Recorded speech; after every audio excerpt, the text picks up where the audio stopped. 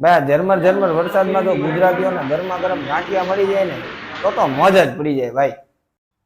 તો કેમ છો મારા વાલા ગુજરાતી, મોજ માને?